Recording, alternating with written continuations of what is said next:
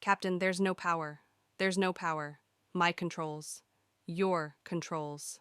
Nepal, a country that has seen 32 fatal accidents since the year 2000. Over the skies of Pokhara, First Officer Anju is in her final flight before she becomes a captain. She is 5 minutes away from landing, but she's flying an approach that she has never flown before. With her in the cockpit is her instructor, who's guiding and checking her performance. With everything going great, there's suddenly a warning in the cockpit. The plane has just lost power. The engines have become unresponsive. The aircraft starts losing altitude. They are just 500 feet off the ground, and the runway is very close. It's just 1 minute away. She increases the power lever. Nothing. Pushes it to the max. Nothing. The senior pilot immediately takes over control. The plane keeps dropping. They can see the runway.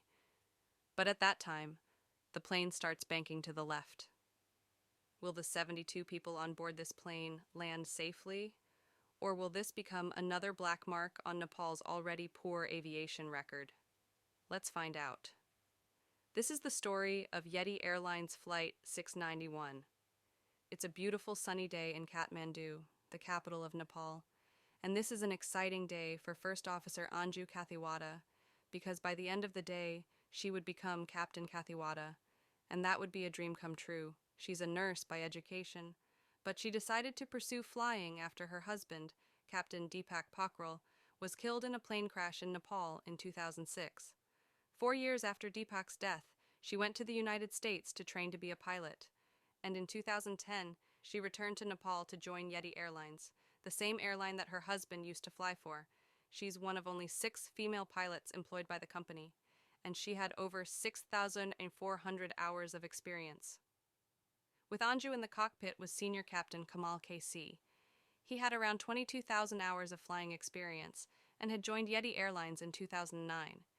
He usually does the final check before a pilot is promoted, and that's the reason he's on this flight today. Her flights today are between Kathmandu and Pokhara. Pokhara is Nepal's second most populous city. It's an incredibly picturesque metropolitan city in the middle of Nepal, and in recent times, it has emerged as Nepal's tourism capital.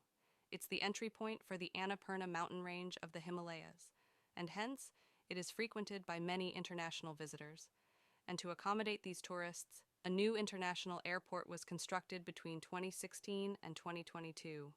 The airport was inaugurated just 2 weeks earlier on New Year's Day 2023. Now, let's get familiar with Pokhara.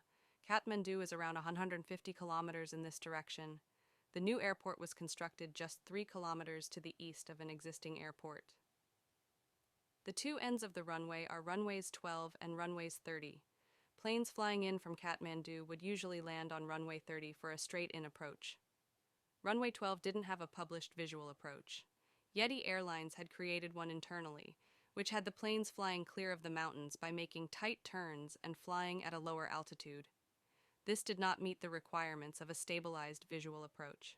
The plane for today's flight was an ATR 72500. This is a turboprop regional airliner meant for short-distance flights.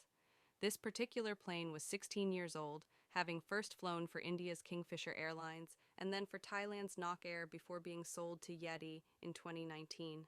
It's a workhorse and very reliable plane, and this specific one was in a good working condition.